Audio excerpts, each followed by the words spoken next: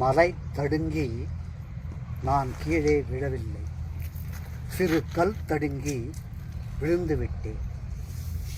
சமுதாயம் என்னை ஒதுக்கவில்லை, ஆனால் அதை நான் விட்டு ஒதுங்கி வாழ்கிறேன்.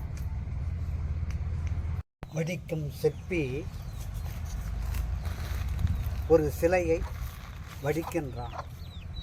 அதை அழிப்பதற்கு 100 தடவை யோசிக்கிறான்.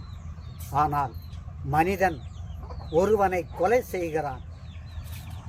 அது தப்பு என்று அவன் உணரவில்லை. சிலையை விட மனிதன் கேவலமா?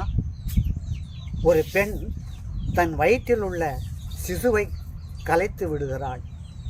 அதுவும் உயிர் அல்லவா? அதை ஏன் தப்பு என்று நினைக்கவில்லை பெண்கள்? சக்களத்தியால் கூட வாழ்ந்து விடலாம், ஆனால் சந்தேக புத்திக்காரனுடன் வாழ முடியாது. தனி மரம் தோப்பாகாது, ஆனால் அது உட்காருவதற்கு நிழலை தருகிறது.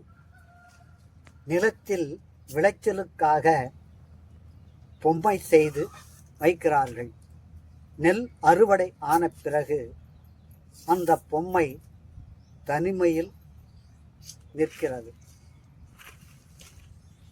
சந்தேகம் இருக்கின்ற இடத்தில் சந்தோஷத்திற்கு வழி இல்லை.